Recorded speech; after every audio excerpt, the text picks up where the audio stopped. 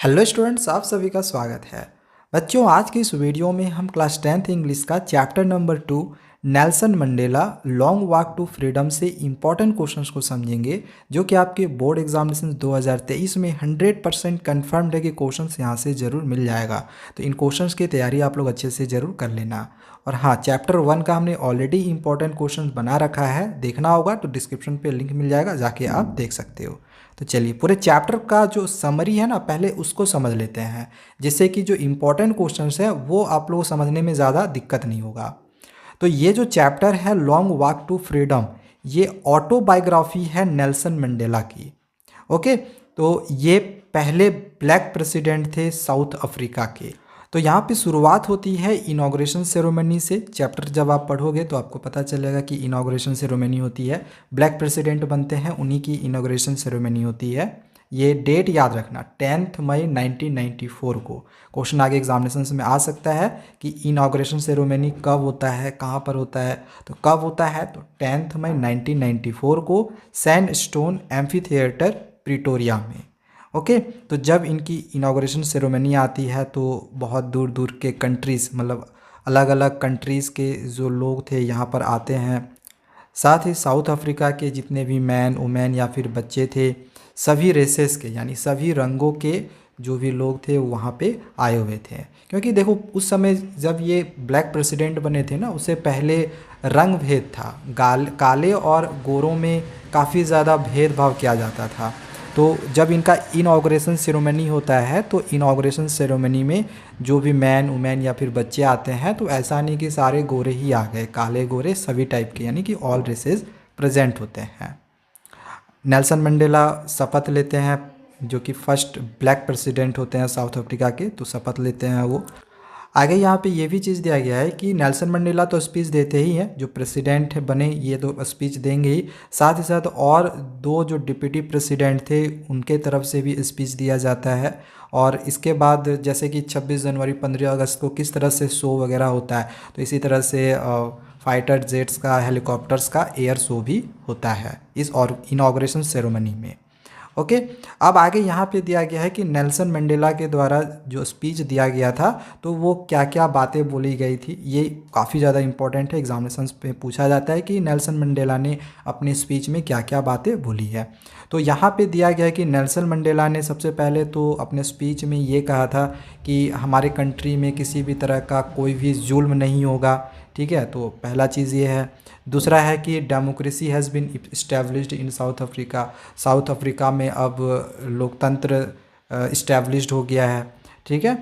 अच्छा, उन्होंने एक चीज़ और भी यह भी कही, ऑथर यहाँ पे बोला कि है नेल्सन मंडेला को ही, क्योंकि जैसे हमने स्टार्टिंग में कहा कि ये क्या एक ऑटोबायोग्राफी है, तो ये जो लिखा गया है जो पूरा, ये नेल्सन मंडेला के द्वारा ही लिखा गया है। तो यहाँ पे जो ऑथर है वो कौन है, नेल्सन मंडेला ही है।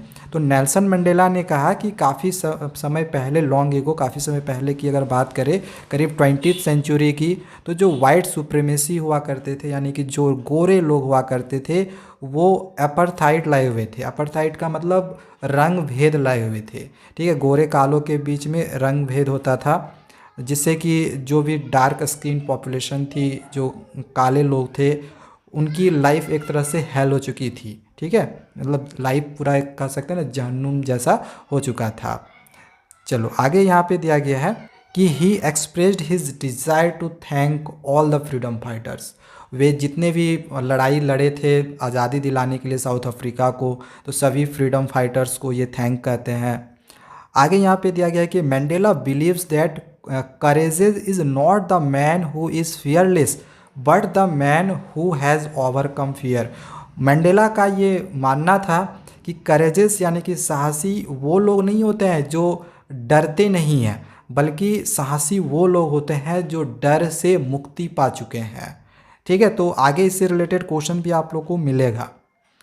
आगे यहाँ पे ये भी चीज़ दिया गया है कि ऑथर ने ये भी मेंशन किया है कि सभी ह्यूमन के लिए दो रिस्पॉन्सिबिलिटी है। ऑथर कौन है, तो वही नेल्सन मंडेला ने ये भी मेंशन किया है कि सभी ह्यूमन के लिए दो रिस्पॉन्सिबिलिटी है।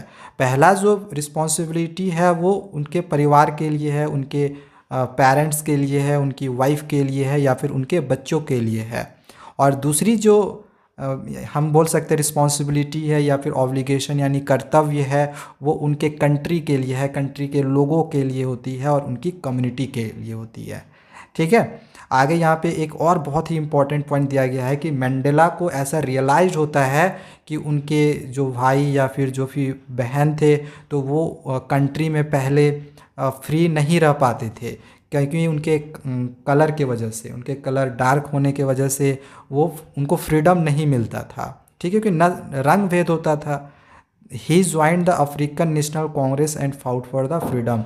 फिर बाद में उन्होंने अफ्रीकन नेशनल कांग्रेस ज्वाइन किया, फिर इसके बाद फ्रीडम के लिए भी उन्होंने फाइट किया।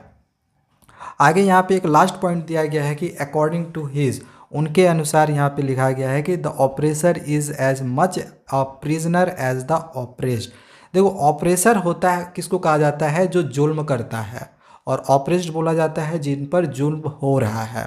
तो उनके अनुसार, नेल्सन मंडेला के अनुसार उन्होंने ये चीज़ को कहा है कि ऑपरेसर प्रिजनर, ऑपरेसर तो ऑपरेस्ड जिन पर जुल्म हो रहा है वो तो प्रिजनर है ही, क्योंकि उन पर जुल्म हो रहा है। साथ ही साथ जो जुल्म कर रहा है वो भी एक तरह से प्रिजनर है, वो भी एक तरह से कह सकते हैं कि कैदी है।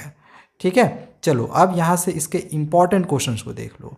देखो, फर्स्ट क्वेश्चन क्या पूछा गया है कि where did the oath taking ceremony takes place. सबसे पहले क्वेश्चन वही पूछा जा रहा है कि ओथ टेकिंग, जो शपथ लिया जा रहा था इनाग्रेशन सेरेमनी का, वो कहाँ पे लिया जा रहा था, तो sandstone amphi theatre in Pretoria. इसके बाद सेकेंड क्वेश्चन में क्या दिया गया है, what did Mandela think for oppressor and oppressed. अभी हमने कुछ देर पहले आप लोगों को समझाया कि मंडेला के अनुसार ऑपरेसर और ऑपरेस्ड के बारे में मंडेला क्या सोचते थे। ऑपरेसर यानी कि जो जुल्म कर रहा है, और ऑपरेस्ड यानी कि जिन पर जुल्म हो रहा है। तो Mandela thought that both oppressor and oppressed are prisoner. Mandela के अनुसार ऑपरेसर और ऑपरेस्ड दोनों ही प्रिजनर है। Oppressor is a prisoner of hatred. जो भी ऑपरेसर है, जो जुल्म कर रहा है, वो किसका प्रिजनर है, हेटर का। जिसको वो हेट कर रहा है वो उसका प्रिजनर है। ठीक है, लोग उसको बद्दुआ दे रहा है तो एक तरह से वो उसका कैदी है। जबकि जो ऑपरेस्ड है उसका ह्यूमैनिटी का कॉन्फिडेंस नहीं आ पाता है, मतलब उस पर जुल्म हो रहा है ना, तो वो तो ऐसी कैदी है ही है। ओके, चलो यहाँ पे नेक्स्ट क्वेश्चन पूछा गया है, what do you understand by apartheid. इसके बारे में हम ऑलरेडी आप लोगों को ऊपर में बता चुके हैं कि अपार्थाइड क्या था। एक पॉलिटिकल सिस्टम था जिससे कि लोगों को बांटा जाता था उनके रंग के आधार पर। ठीक है, चलो नेक्स्ट आगे के क्वेश्चन को देखते हैं। क्वेश्चन आगे यहाँ पे 4 नंबर दिया गया है कि how is courage related to the brave man according to the author of lesson. देखो, ऊपर में हमने एक चीज़ पढ़ा था ना कि करेज को बहादुर इंसान के साथ किस तरह से रिलेट किया है इस लेसन के ऑथर ने, यानी नेल्सन मंडेला ने करेज को एक बहादुर इंसान के साथ, यानी एक साहसी इंसान के साथ किस तरह से रिलेट किया है। तो ऊपर में हमने क्या पढ़ा कि मंडेला का ऐसा मानना था कि साहसी लोग वो नहीं होते हैं जिनको डर नहीं लगता है, बल्कि साहसी लोग वो होते हैं जिन्होंने डर से मुक्ति पा लिया है। ठीक है, तो यहाँ पे ये आंसर हो जाएगा। नेक्स्ट आगे क्वेश्चन नंबर 5 दिया गया है कि what did Mandela realize about his brothers and sisters. Mandela ने अपने भाई और बहनों के बारे में क्या रियलाइज़ किया। तो अभी हमने पढ़ा था ना कि मंडेला ने ऐसा रियलाइज़ किया था कि उनके जो भाई या फिर बहन थे वो अपने कंट्री में फ्रीली नहीं रह पाते थे। ठीक है, उनको फ्रीडम नहीं मिलता था उनके कलर के कारण। ठीक है, बाद में इन्होंने अफ्रीकन नेशनल कांग्रेस भी ज्वाइन किया था ताकि वो फाइट कर सके फ्रीडम के लिए। ओके, चलो नेक्स्ट क्वेश्चन देखते हैं। क्वेश्चन आगे है कि what are the twin obligations referred by Nelson Mandela. तो ऊपर में इसके बारे में भी हमने पढ़ा कि नेल्सन मंडेला के द्वारा 2 ऑब्लिगेशंस, 2 कर्तव्य क्या क्या बताए गए हैं। तो पहला कर्तव्य क्या बताया गया है, पहला कर्तव्य बताया गया था फैमिली के बारे में, पेरेंट्स के बारे में, उनके वाइफ के बारे में और बच्चों के बारे में। जबकि जो दूसरा ऑब्लिगेशन बताया गया है वो कंट्री के पीपल या फिर कम्युनिटी के बारे में नेल्सन मंडेला ने बताया है। ओके, अब एक लास्ट क्वेश्चन है, इसको देख लो। इसमें क्वेश्चन पूछा गया है कि describe the inauguration ceremony in simple words.